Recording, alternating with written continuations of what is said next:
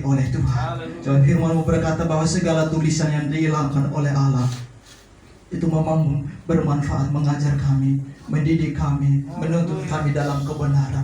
Karena kebenaran itulah yang memerdekakan kami. Kebenaran itulah yang akan membawa kami berjumpa dengan Tuhan di surga yang permane. Terima kasih. Ruangan ini, hati kami serahkan ke dalam tangan Tuhan. Dalam nama Yesus yang siap terima firman Allah, sama-sama katakan amin. Silakan duduk kembali. Tuhan Yesus memberkati. Saudara, saya teringat lagu ini ketika saya melangkah ke mimbar saudara. Ini lagu Pantekostal lama, saudara. Apa kabar hari ini? Saya percaya kita yang ada dalam rumah Tuhan telah diberkati oleh Tuhan. Baik, kita lihat firman Tuhan pagi hari ini dalam Roma 12. Roma pasal yang ke-12.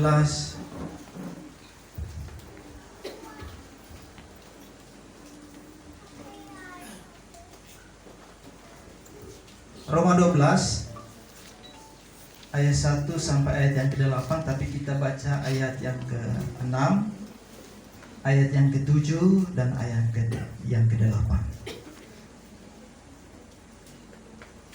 Roma 12 ayat yang ke-6, ayat 7 dan 8 kita baca bersama-sama 2, 3. Demikianlah kita mempunyai karunia yang berlain-lainan menurut kasih karunia yang dianugerahkan kepada kita. Jika karunia itu adalah untuk bernubuat, baiklah kita melakukannya sesuai dengan iman kita. Jika karunia untuk melayani, baiklah kita melayani. Jika karunia untuk mengajar, baiklah kita mengajar.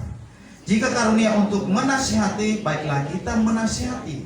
Siapa yang membagi-bagikan sesuatu, hendaklah ia melakukannya dengan hati yang ikhlas. Siapa yang memberi pimpinan, hendaklah ia melakukannya dengan rajin. Siapa yang menunjukkan kemurahan, hendaklah ia melakukannya dengan apa? Sukacita. Tuhan memberkati. Saudara-saudara yang dikasihi Tuhan, dalam Roma pasal yang ke-12 ini, yang Paulus sedang menjelaskan, Paulus sedang mengajar jemaat yang ada di Roma untuk mempersembahkan sesuatu yang benar di hadapan Tuhan. Dalam ayat yang pertama, Paulus berkata begini, karena itu saudara-saudara, demi kemurahan Allah, aku menasihatkan kamu supaya kamu mempersembahkan tubuhmu sebagai persembahan yang hidup, yang kudus, dan yang berkenan kepada Allah. Itu adalah ibadahmu yang sejati. Saudara, Paulus menjelaskan bahwa ibadah yang sejati itu ada 3. Yang pertama, salah satu adalah mempersembahkan tubuh. Di ayat yang ke-6, ayat yang ke-7, dan ayat yang ke-8, saudara perhatikan bahwa di dalam hidup ini Allah sudah mengaruniakan karunia-karunia dan talenta-talenta yang ada di dalam diri kita. Saya bacakan sekali lagi ayat 6. Saudara perhatikan, demikianlah kita mempunyai karunia yang berlain-lainan menurut kasih karunia yang dianugerahkan. Saudara perhatikan, setiap kasih karunia, talenta, kemampuan yang kita miliki, saudara perhatikan, dianugerahkan untuk saudara dan saya.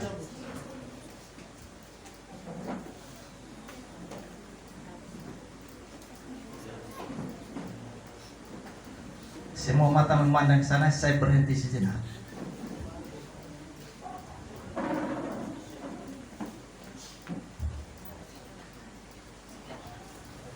Baik. Di dalam hidup manusia, di dalam hidup orang percaya, Allah telah menaruh, Allah telah mengaruniakan kemampuan-kemampuan atau karunia-karunia di dalam hidup orang percaya. Ya. Dalam ayat 1, mempersembahkan hidup. Kenapa Allah meminta mempersembahkan hidup yang hidup?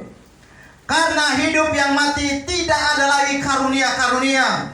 Ada karunia-karunia yang tidak bisa beraktivitas, tidak bisa memuliakan Allah. Ini poin pertama yang harus kita perhatikan. Jadi mempersembahkan hidup artinya kita mempersembahkan karunia-karunia yang ada di dalam diri kita. Amin. Saudara perhatikan ayat 7 dan ayat yang ke-8. Jika karunia untuk melayani, baiklah kita melayani dengan apa?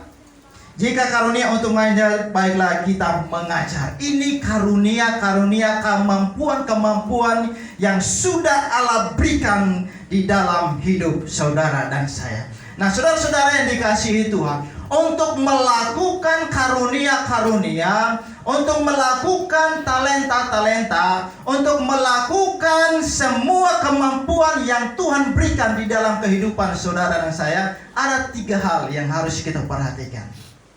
Dalam ayat yang ke-8, saya berbicara tentang ikrata. Apa itu ikrata? Kalau saudara belajar dalam kamus bahasa Yunani, saudara tidak menemukan. Dalam bahasa Ibrani, saudara tidak menemukan. Ikrata itu singkatnya dari 3 hal. Yang pertama adalah kita melakukan semua karunia-karunia, kemampuan-kemampuan yang Allah beri dalam hidup kita. Yang pertama adalah melakukannya dengan penuh keikhlasan. Jadi ikratan yang pertama adalah harus ikhlas. Melakukan segala sesuatu karunia yang Allah beri dalam hidup saudara dan saya, melakukannya dengan penuh keikhlasan. Amin. Ikhlas ini berbicara tentang ketulusan hati. Ya, melayani dengan ketulusan hati, bekerja dengan ketulusan hati, apa saja yang kita buat penuh dengan ketulusan hati. Amin. Lalu yang kedua adalah kita melakukannya dengan kata rajin ada di situ, saudara. Saudara perhatikan ayat ke-8. Siapa yang membagi-bagikan sesuatu hendaklah ia melakukannya dengan apa? Ikhlas. Siapa yang memberi pemimpin hendaklah ia melakukannya dengan apa? Rajin. Ketika saya belajar tentang kata rajin, saya temukan ada satu kata yang disebut dengan setia. Dalam terjemahan lama, saudara-saudara perhatikan dalam terjemahan lama, ya, itu menggunakan kata hendaklah dengan usaha. Jadi berusaha untuk melakukan sesuatu dengan penuh kerajinan, atau hendaklah melakukan sesuatu dengan berusaha untuk tetap setia. Karunia yang Allah berikan di dalam kehidupan saudara dan saya, kemampuan yang Allah berikan dalam hidup saudara dan saya, berusaha berjuang untuk melakukannya dengan penuh kesetiaan. Amin. Ibadahmu berusaha supaya engkau tetap setia kepada Tuhan. Doamu tetap berusaha supaya engkau tetap setia kepada Tuhan. Kata rajin di sini berbicara tentang waktu. Kata rajin berbicara tentang kesetiaan kita kepada Tuhan. Mempersembahkan hidup yang di dalamnya ada karunia-karunia yang dipersembahkan harus dengan ikhlas, harus dengan tulus, harus dengan penuh dengan kesetiaan kepada Tuhan. Amin.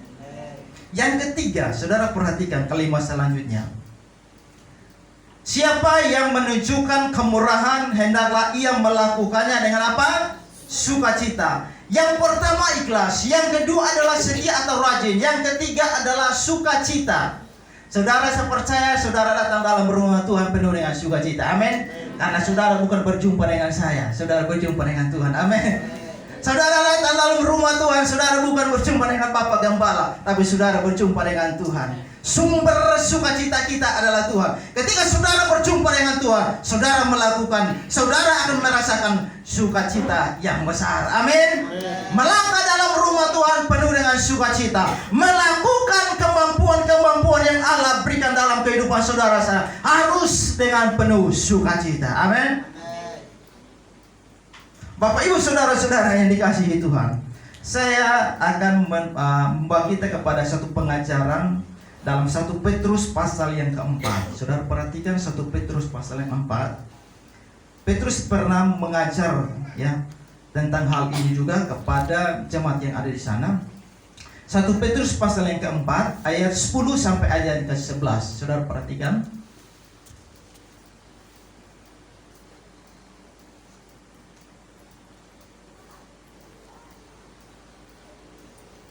Satu Petrus pasal 4 ayat 10.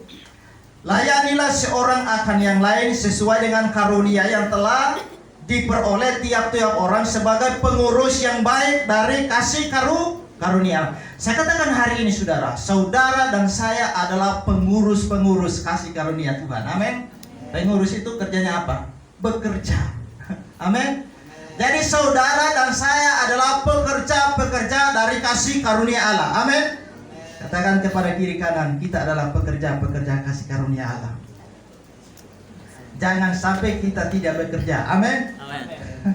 Jangan sampai kita tidak bekerja hari ini. Bekerjalah untuk Tuhan selagi masih ada waktu. Amin. Bekerjalah untuk Tuhan selagi hari masih siang. Hari kita bilang, ya.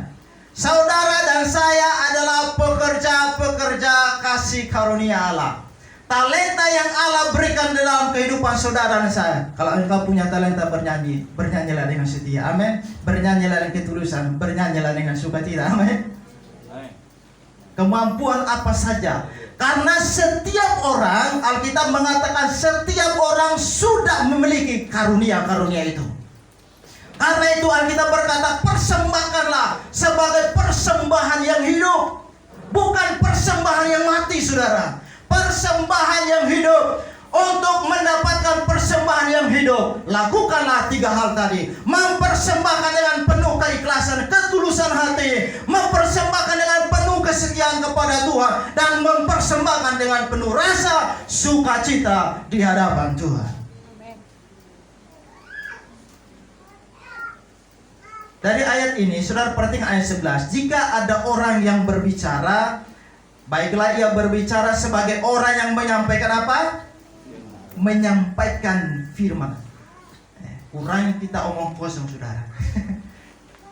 Saya sering kali kalau sudah duduk ngumpul banyak-banyak saudara dengan teman-teman kak, kalau saya sudah merasakan omong kosong terlalu banyak, itu saya pulang. Ada banyak orang yang betah sekali saudara, berjam-jam duduk ngobrol, ya. Omong kosong terlalu banyak sudah, betah. Tapi kalau coba bicara firman Allah 1 menit, 2 menit, Yesus fuit saudara. Bicara politik, oi, 1 hari kurang saudara. Bicara firman Allah 1 jam, bosan.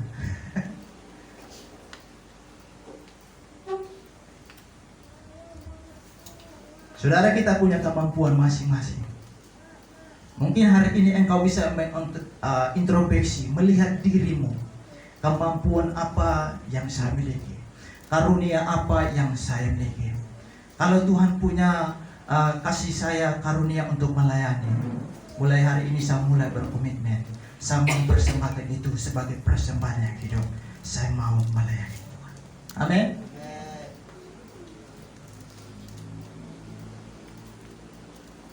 Mungkin hari ini saya tekankan kepada saudara-saudara yang dikasihi Tuhan, yang diberkati Tuhan. Dalam hal melayani, contoh kecil saudara. Engkau menyanyi di rumah kalau engkau merasakan suaramu bagus. Jangan hanya menyanyi di rumah. Amin. Setuju? Lapor kepada Tante Siska. Tante Siska, saya mau menjadi singa. Amin. Ini persembahan yang hidup. Jangan biarkan talentamu mati. Waktu ibu siapa yang ibu pendeta yang khotbah di sini sudah, waktu adiknya atau saudaranya, dia punya talenta bermain musik yang luar biasa. Lalu dia berkata, ayo melayani Tuhan. Lalu adiknya bilang apa, saudaranya bilang apa? Nanti dulu. Yang kedua, ayo melayani Tuhan. Nanti dulu. Ujung-ujungnya sakit, masuk rumah sakit dan mati. Tidak ada kesempatan untuk melayani Tuhan. Di manakah talenta, karunia yang engkau miliki? Selagi masih ada waktu, persembahkan untuk Tuhan. Amin. Suaramu bagus, nyanyilah untuk Tuhan. Amin. Kemampuan untuk Tuhan. Apa saja yang kita miliki. Mana Saka? Saka? Mungkin Saka tidak seperti saya. Mungkin Saka tidak seperti singer WR. Tapi dia bergereja luar biasa. Itu talenta yang Tuhan beri. Amin. Kemampuan yang kita miliki, kita persembahkan untuk Tuhan. Mungkin hari ini, ya, saya tidak tahu, Bapak Gembala tidak tahu, tapi saya percaya kita semua punya talenta.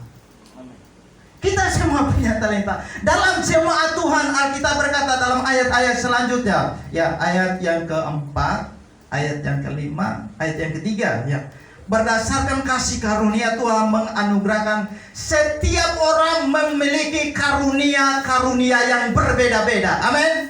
Ada yang bisa pimpin pujian, ada yang bisa khotbah, ada yang hanya bisa bersih-bersih. Lakukan itu untuk Tuhan. Amin. Bukan untuk manusia, lakukan itu untuk Tuhan. Mungkin engkau datang melihat kursi mau rapi, engkau rapikan untuk Tuhan. Amin. Mungkin engkau datang melihat ada kotoran sini, engkau pilih, engkau buang, itu untuk Tuhan. Amin. Semua kemampuan yang Allah beri dalam hidup kita persembahkan untuk Tuhan. Amin. Jadi kalau engkau sudah dipercayakan melayani di sini, saudara, jangan sampai berjalan waktu engkau mundur. Nanti Tuhan akan tanya, mana talentamu? Kau sudah berkembang? Mana kemampuan yang aku berikan kepadamu? Kau tidak ada peningkatan, saudara. Nanti waktunya kita ini lelahi, kita akan ditanyakan Tuhan. Bapak Ibu saudara-saudara yang dikasihi Tuhan. Yang pertama dari 1 Petrus pasal 4 ayat 10 dan ayat 11. Kita harus tahu bahwa kita ini adalah pekerjanya kasih karunia Tuhan. Amin. Yang kedua, kita harus punya goal, saudara. Kita harus punya goal. Sekarang kita memiliki kemampuan daripada Tuhan.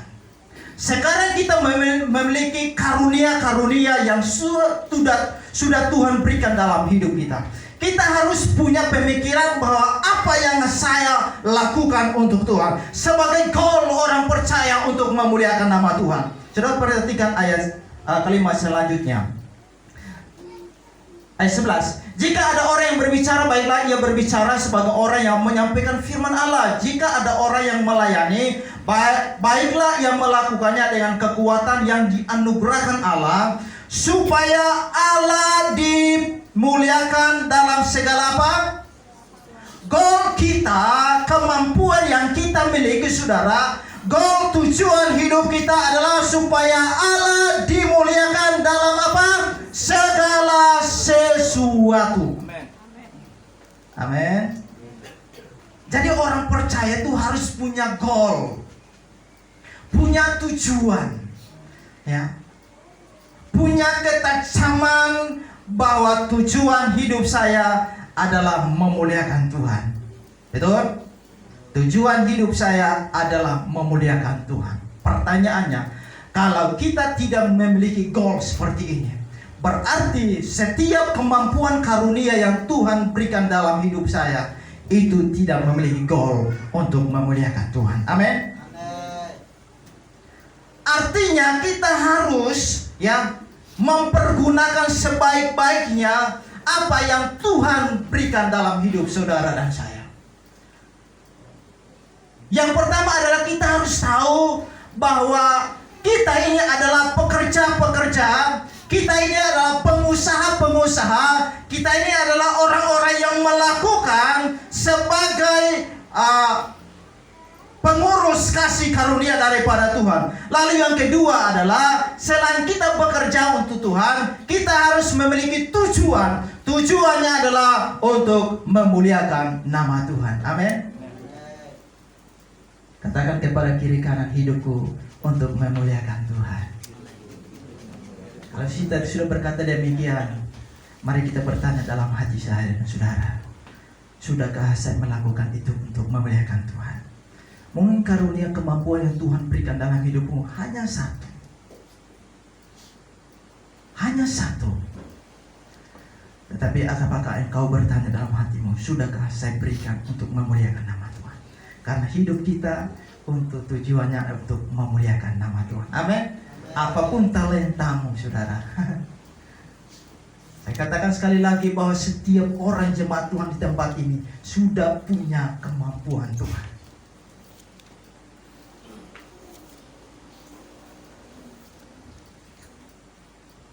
Amin. Kemampuan Pak Denny beda dengan saya. Kemampuan Bapak Gembala beda dengan saya. Kemampuan jemaat yang lain beda-beda, saudara. Tapi dengan perbedaan itu, mari kita satukan hati kita untuk kemuliaan nama Tuhan. Amin. Mungkin engkau tidak bisa seperti WL, tapi engkau bisa seperti yang lain. Betul? Mungkin engkau tidak bisa seperti saya, tapi engkau bisa melakukan yang lain untuk kemuliaan nama Tuhan. Penerima tamu ke semua untuk kemuliaan nama Tuhan. Amin. Bermain musik, bernyanyi, semua yang kita lakukan untuk kemuliaan bagi nama Tuhan. Amin. Tujuannya adalah supaya Allah dimuliakan dalam segala sesuatu. Artinya dalam segala hal, dalam lingkup kehidupan saudara dan saya, tujuan goal kita adalah Yesus dimuliakan. Amin. Bukan yang lain, bukan yang lain, tapi Yesus dimuliakan. Ya, setuju katakanlah. Yesus dimuliakan. Bukan suami dimuliakan, saudara.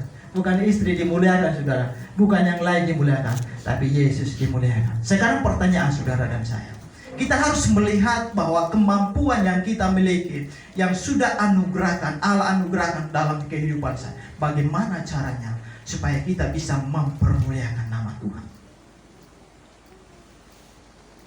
Saudara perhatikan ayat yang kedua dari Roma 12.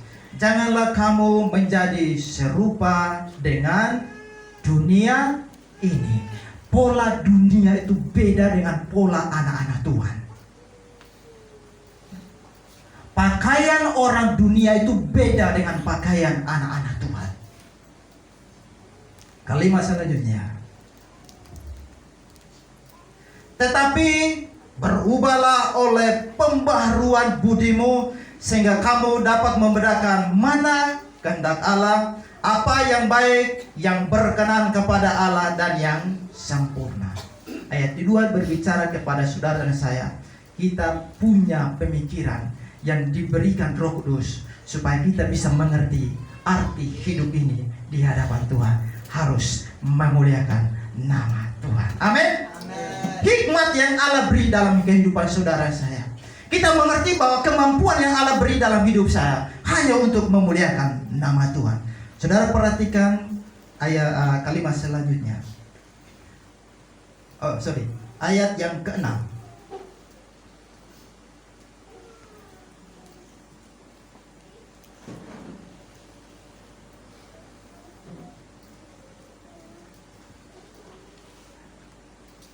Demikianlah kita mempunyai karunia yang berlainan menurut kasih karunia yang dianugerahkan kepada jika karunia itu adalah untuk bernubuat dan selanjutnya. Saudara-saudara yang dikasihi Tuhan, kita lihat dari 1 Petrus pasal yang ke-4 tadi.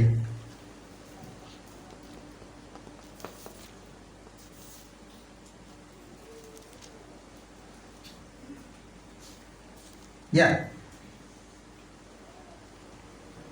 Ialah yang mempunyai supaya Allah dimuliakan dalam segala sesuatu karena Yesus Kristus. Ialah yang mempunyai kemuliaan dan kuasa sampai selama-lamanya. Jadi Petrus di sini berbicara tentang apa yang harus kita berikan untuk Tuhan. Tujuannya untuk kemuliaan bagi nama Tuhan. Saudara-saudara yang dikasihi Tuhan, kita bagikan sesuatu. Sesuatu di sini bukan berbicara tentang benda, saudara. Sesuatu di sini bukan berbicara tentang barang, tetapi sesuatu di sini adalah apa yang kita punya, talenta, karunia yang kita punya, kita berikan, persembahkan untuk Tuhan. Amin. Kita persembahkan untuk Tuhan. Semua yang kita lakukan, semua yang kita kerjakan, semuanya untuk memuliakan nama Tuhan. Saudara perhatikan ayat yang ke-8 dari Roma tadi, saudara. Jika karunia untuk menasihati, baiklah kita menasihati.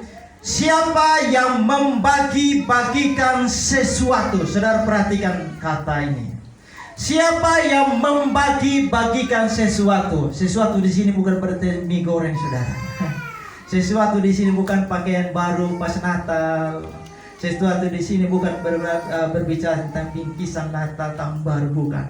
Sesuatu di sini artinya karunia, talenta yang kita miliki. Dalam ayat ini salah satu contoh, kalau kita punya karunia untuk menasihati, baiklah kita menasihati.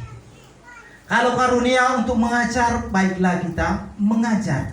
Nah, kalau kita sudah memiliki karunia, contoh karunia menasihati, lalu kita tidak menasihati, ya, berarti kita belum mempersembahkan sesuatu yang hidup kepada Tuhan. Betul? Mempersembahkan sesuatu kepada Tuhan. Saudara-saudara, ini berbicara tentang aplikasi atau bukti nyata, bukti yang real dari kasih karunia yang Allah berikan di dalam kehidupan saudara dan saya. Amin. Kalau karunia melayani, harus melayani. Ini yang disebut dengan mempersembahkan persembahan yang hidup. Jadi bukan hanya kita mempersembahkan tubuh yang hidup kita kepada Tuhan, tetapi mempersembahkan hidup yang di dalamnya ada karunia Tuhan. Amin. Di dalam gelas ada isi air. Bukan hanya mempersembahkan gelas kosong, tapi mempersembahkan gelas yang ada isi air. Betul? Hidup kita demikian, saudara. Tidak hanya mempersembahkan gelas kosong di hadapan Tuhan, tetapi Allah akan melihat apa yang ada di dalam isi gelas itu. Hidup kita telah mempersembahkan kepada Tuhan. Persembahkan hidupmu, tubuhmu sebagai persembahan yang hidup. Yang hidup di sini berbicara tentang apa isi di dalam hidup kita. Yang ada isi di dalam hidup kita adalah karunia. Amin. Kalau saudara memberikan sesuatu kepada orang saudara, contoh, saudara memberikan sesuatu bingkisan, orang yang terima itu tujuannya apa? Bingkisan, isi bingkis, kotak bingkisannya atau isi bingkisannya, saudara? Isi bingkisannya, saudara. Kalau saya memberikan hadiah kepada istri saya yang cantik, ya, mungkin dilihat, bunga-bunga, ada tulisan yang manis, untuk istriku yang tersayang, yang paling cantik dunia. Tetapi ketika dibuka, tidak ada isi. Kecewa atau tidak? Pasti istri saya ini nipu. Demikian juga dengan hidup saudara dan saya. Kita telah mempersembahkan hidup kita kepada Tuhan. Tapi ingat, di dalam hidup itu ada isi daripada karunia Tuhan. Amin. Setiap kotak hidup kita sudah ada isi karunia Tuhan. Amin. Mungkin dalam kotak hidupmu ada satu isi. Tuhan akan melihat mana isinya. Haleluya. Tadi saya bilang, mungkin kotak hidup saya itu isinya bersih-bersih gereja. Tuhan akan melihat mana kotak saya. Isinya, ada, puji Tuhan, mari zakat. Seperti itu, saudara. Amin. Ini hal sepele, tapi harus kita melihat diri kita masing-masing. Jangan menjadi jemaat anak-anak Tuhan sampai mati pun hanya kotak isinya tidak ada, saudara. Amin. Berusaha dalam kotak ada isinya untuk memuliakan Tuhan. Amin. Berikan tepuk tangan yang meriah bagi Tuhan. Bersyukur kalau engkau memiliki kotak hidupmu ada isi lebih dari satu. Persembahkanlah untuk Tuhan. Amin. Mungkin karuniamu menasihati orang. Ketika engkau berjumpa dengan orang yang perlu dinasihati, jangan berdiam diri. Itulah karunia yang kita dapatkan daripada Tuhan. Ketika kita mendapatkan orang yang susah, kita hiburkan dia, ya, kita nasihati dia. Jangan, saudara, ketika kita mendapatkan seseorang, menemukan seseorang yang sudah susah, kita bikin dia susah lagi. Amin. Kalau engkau punya karunia melayani, hari ini engkau bongkar kotakmu, ya. Bongkar kotak hidupmu.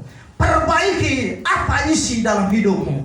Kalau engkau menemukan dalam kotak hidupmu ada sesuatu yang dipersembahkan kepada Tuhan, bongkar dan perbaiki.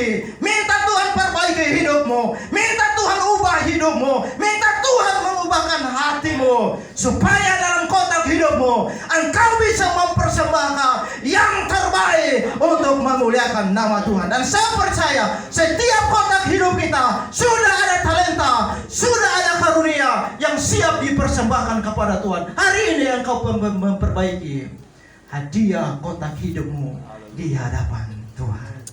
Amin. Saya ingatkan bahwa setiap kotak hidup kita sangatlah berbeda-beda karunia. Kalau engkau punya karunia, mari engkau tingkatkan untuk hormat dan kemuliaan bagi nama Tuhan. Amin. Saya bacakan sekali lagi ayat yang pertama dari ayat yang ke-12 sebagai ayat terakhir.